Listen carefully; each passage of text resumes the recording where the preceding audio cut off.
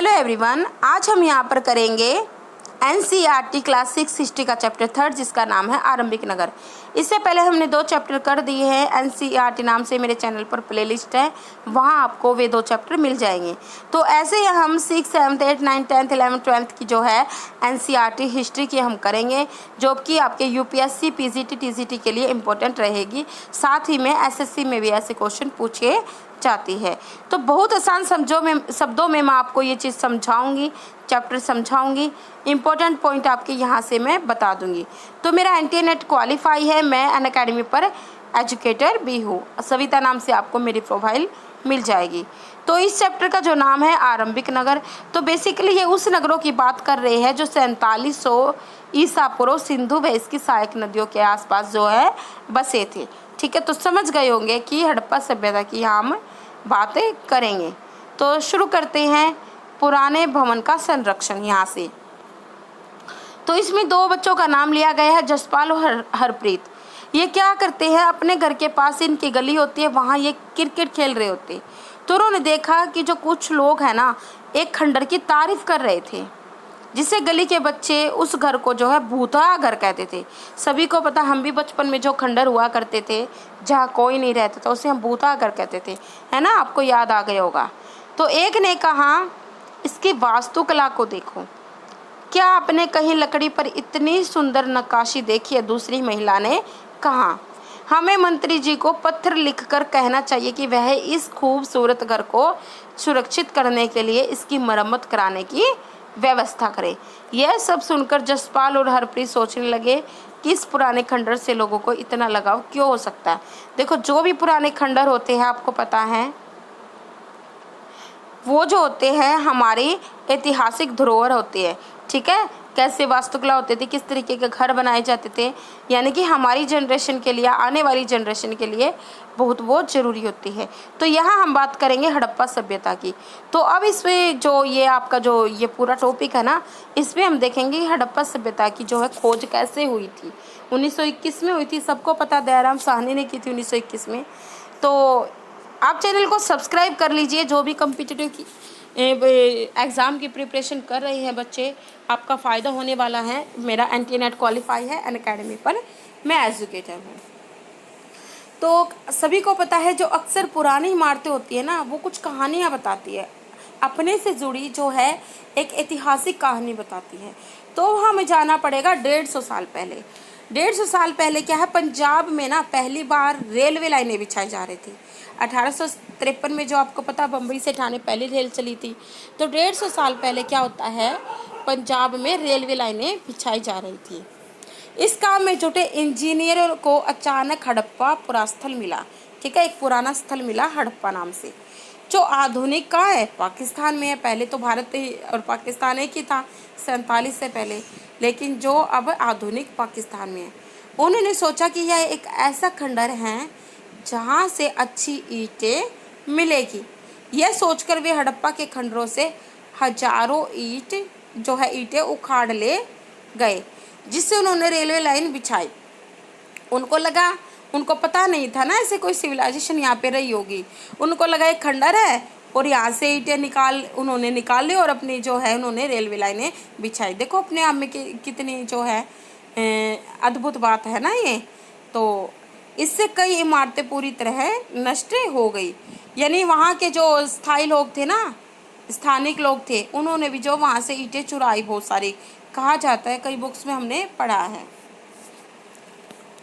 इसके बाद लगभग 80 साल पहले पुरातत्वविदों ने इस स्थल को ढूंढा। यानी कि देखो, जब तो रेलवे लाइन बिछा दी, लेकिन 80 साल पहले, वो 150 साल पहले की बात थी, 80 साल पहले जो आर्कियोलॉजिस्ट थे, उन्होंने इस स्थल को, जो इस साइट को ढूंढा, और तब पता चला कि यह खंडर जो है ना, उपमहाद्वीप के सबसे पुराने शहरों में से एक है। चूँकि इस नगर की खोज सबसे पहले हुई थी, इसलिए बाद में मिलने वाले इस तरह के सभी पुरास्थलों में जो इमारतें और चीज़ें मिली, यानी एक जैसी जो चीज़ें मिली हैं, उन्हें हड़प्पा सभ्यता की इमारतें कहा गया। इन शहरों का निर्माण लगभग 4700 साल पहले हुआ था। तो इसका जो पहला शहर मिला था वो हड़प्पा मिला था। तो इसी कारण जो है इस सभ्यता का नाम हड़प्पा सभ्यता पड़ा। आगे देखते हैं। इन नगरों की विशेषता क्या थी। अब हमें अपनी जो है पुराना एक शहर मिल गया है जो बहुत पुराना था और इस उपमहाद्वीप में जो ये रहा था। इन नगरों में से कई को दो या उससे ज़्यादा हिस्सों में विभाजित किया गया था, यानी कई सारे ऐसे नगर थे जिसको दो या उससे ज़्यादा हिस्सों में क्या किया था, बांट दिया गया था। प्राय पश्चिम भाग छोटा था, ये यहाँ से इम्पोर्टेंट है, राइट डाउन कर लीजिए। जो पश्चिम भाग था वो छोटा था लेकिन ऊंचाई पर बना था, यानी ऊंचाई पर बना था और छोटा था। और जो पूर्वी हिस्सा था ना वो बड़ा था और निचले हिस्से जो है निचले इलाकों में ये था। ऊंचाई वाले भाग को पुरातत्वविदों ने नगर दुर्ग कहा, यानी कि जो ऊंचाई पर थे उसे क्या कहा, नगर दुर्ग। और निचले हिस्से को निचला नगर कहा। दोनों हिस्से की जो चार दीवारियां पक्की ईंटों की बनाई जाती थी। तो देखो सबसे पहली जो विशेषता थी हड़प्पा सभ्यता की, इसके नगरों की, ये जो है यहाँ पर पक्की ईंटों का इस्तेमाल हुआ था, है ना, इसीलिए इम्पोर्टेंट है, पक्की ईंटों का इस्तेमाल हुआ था। इसकी ईंट इतनी अच्छी पक्की थी कि हजारों सालों बाद आज तक उनकी दीवारें खड़ी रही।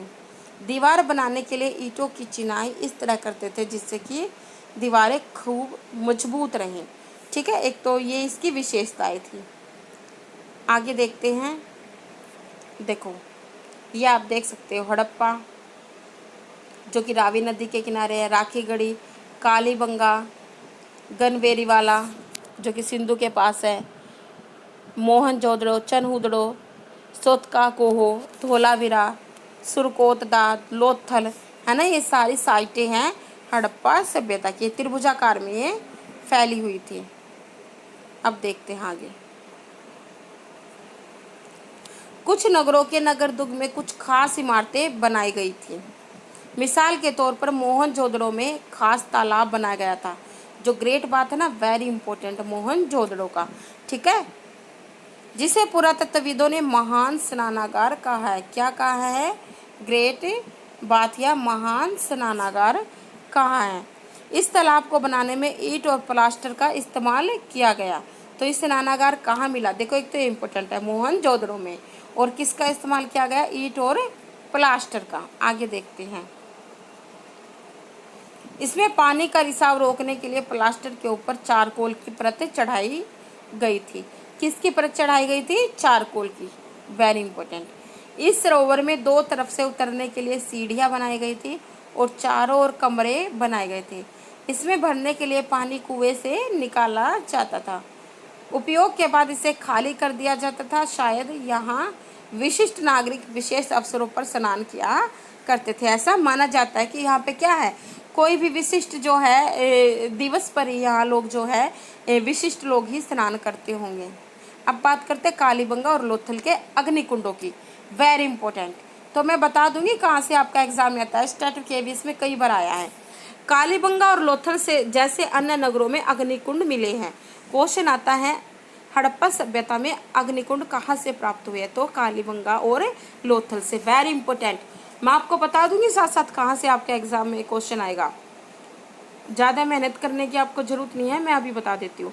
यह संभवतः यज्ञ किए जाते होंगे, ठीक है, माना जाता है यहाँ पे यज्ञ होते होंगे। मोहनजोदड़ो और लोथल जैसे कुछ नगरों में बड़े बड़े भंडार गृह मिले हैं। तो भंडार गृह कहाँ पे, मोहनजोदड़ो लोथल जैसे घरों में मिले हैं। आगे देखते हैं। फिर इसके विशेषताओं में है भवन, नाले और सड़कें। बात करते हैं आगे। इन नगरों के घर आमतौर पर एक या दो मंजिले होते थे। देखो उस समय 4700 ईसा पूर्व जो है, यानी कि घर दो मंजिले भी होते थे। घर के आंगन के चारों ओर कमरे बनाए जाते थे। अधिकांश घरों में एक अलग स्नानागार होता था और कुछ घरों में कुएं भी होते थे, यानी कि कुएं भी मिले हैं कुछ घरों में। आगे देखते हैं। कई नगरों में जो ढके हुए नाले थे, इन्हें सावधानी से सीधी लाइन में बनाया जाता था, यानी कि इन्होंने पानी की निकासी के लिए एक बहुत अच्छी व्यवस्था इन्होंने कर रखी थी, यानी बहुत सिविलाइज थी ये। इससे हम जब विशेषताएं पढ़ते हैं ना, लगता उस समय ऐसा होता था। तो आगे देखते हैं। हर नाली में हल्की ढलान होती थी जिससे क्या, पानी जो रुके ना कहीं, ताकि पानी आसानी से बह सके। अक्सर घरों की नालियों को सड़कों की नालियों से जोड़ दिया जाता था। यानी जैसे हम आधुनिक में देखते हैं ना, वो बहुत समय बाद लोगों ने ऐसा सोच लिया था, जो बाद में बड़े नालों में मिल जाती थी। नालों के ढके होने के कारण में जगह जगह पर मेन होल बनाए जाते थे, जिससे क्या उनकी सफाई हो जाए। सोच के देखो 4700 वर्ष पूर्व जो कैसा था, है ना, कितना दिमाग था इन लोगों में, कितना कुछ इन्होंने कर लिया था, जिनके जरिए इनकी देखभाल और सफाई की जा सके। घर, नाले और सड़कों का निर्माण योजनाबद्ध तरीके से एक साथ ही किया जाता था। आगे देखते हैं नगरीय जीवन, ये भी इम्पोर्टेंट पॉइंट है आपका, यहीं से आने हैं आपके एग्जाम में। देखो हड़प्पा के जैसे हमें इनकी इमारतें मिली हैं, ऐसे इनकी व्यवस्था मिली है, नगर मिले हैं, तो क्या लगता है कि यहाँ चल रहा करती होगी। यहाँ पर ऐसे लोग रहते होंगे जो नगर की खास इमारत बनाने की योजना में जुटे रहते होंगे। सबको पता है कि ऐसे लोग होंगे जिनको पूरी नॉलेज होगी और ये इमारतें बनाने में दक्ष होंगे ना। ये संभवतः यहाँ के शासक थे। यह भी संभव है कि ये शासक लोगों को भेजकर दूर दूर से धातु और बहुमूल्य पत्थर, अन्य उपयोगी चीज़ें मंगवाते थे, ऐसा ये माना जाता है भाई। ठीक है, ऐसे कोई हमें वो तो मिले नहीं कि कोई रिमेंस मिले, लेकिन माना जाता है कि यहाँ के शासक जो हैं दूर दूर से जो है, देखो हमें ये जो बहुमूल्य पत्थर मिले हैं, हमें धातु मिली हैं, लेकिन शासक यहाँ पे होंगे ऐसा माना जाता है। शायद शासक लोग खूबसूरत मनकों तथा सोने चांदी से बने आभूषणों जैसी कीमती चीज़ों को अपने पास रखते होंगे। इन नगरों में लिपिक भी होते थे। इट्स अ वेरी इंपॉर्टेंट, ठीक है, फॉर कॉम्पिटिटिव एग्जाम। यानी लिपिक होते थे या नहीं, तो देखो एनसीईआरटी में माना गया है कि नगरों में लिपिक भी होते थे, तो हम ये मानेंगे, ठीक है, अगर इन्होंने लिखा तो। आगे देखते हैं। जो मुहरों पर तो लिखते ही थे, शायद अन्य चीज़ों पर भी लिखते होंगे जो बच नहीं पाई, क्योंकि इतनी पुरानी सभी चीज़ें नहीं बच सकती ना। आगे देखते हैं। इसके अलावा नगरों में शिल्पकार, स्त्री पुरुष भी रहते थे, जो अपने घरों या किसी उद्योग स्थल पर तरह तरह की चीज़ें बनाते होंगे, क्योंकि हमें बहुत सारी चीज़ें जो हैं मिली हैं। ठीक है, हमें खिलौने भी मिले हैं, हमें मनके भी मिले हैं। लोग लंबी यात्राएं भी करते थे और वहाँ से उपयोगी वस्तुएं लाते थे, और साथ ही लाते थे सुदूर देशों की किस्से, कहानियाँ। मिट्टी से बने कई खिलौने भी मिले हैं जिनसे बच्चे खेलते होंगे, जैसे हल भी मिला हमें मिट्टी का। ठीक है, आगे देखते हैं। ये मूरे हैं, देखो ये खिलौने हैं, ये आप कुआं देख सकते हो। ठीक है, सड़कें और कुआं, ये सड़कें कुआं, ठीक है, और ये जो वहाँ की मोहरे हैं ये खिलौने थे। अब देखते हैं नगर और नए शिल्प। आओ अब कुछ ऐसी चीज़ों के बारे में अध्ययन करें जो हड़प्पा के नगरों से प्राप्त हुई, यानी कि हम उससे जो प्राप्त हुई चीज़ों को पढ़ेंगे जो कि एग्जाम में आती हैं। आर्कियोलॉजिस्ट को जो चीज़ें वहाँ से मिली उनमें अधिकतर देखो पत्थर, शंख, तांबे, कांसे, क्योंकि कांस्य युगीन सभ्यता थी, कांसा तांबे टीन को मिला के बनाया जाता है। सोने और चांदी जैसी धातु से बनाई गई थी। तांबे और कांसे से औजार, हथियार, गहने, बर्तन बनाए जाते थे। सोने और चांदी से गहने और बर्तन बनाए जाते थे। आगे देखिए। आगे यहाँ मिली सबसे आकर्षक वस्तुओं में मनके, बाट और फलक है। ठीक है, तो ये बाट देख सकते हो आप, जो चरट पत्थर से बनाया गया था। ये बड़ा इंपॉर्टेंट है कि बाट किस पत्थर से बनाए जाते थे, चरट पत्थर से बनाए जाते थे। अब आगे देखते हैं।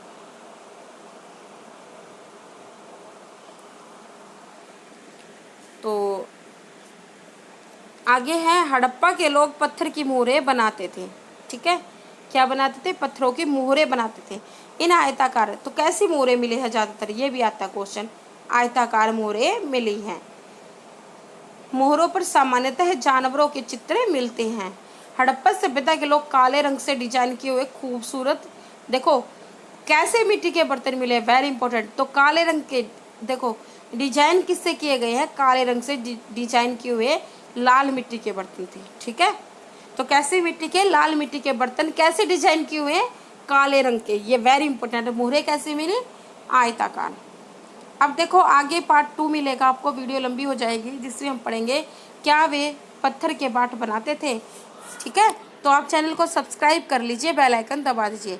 नेक्स्ट पार्ट आपको नेक्स्ट वीडियो में मिलेगा। धन्यवाद स्टूडेंट्स।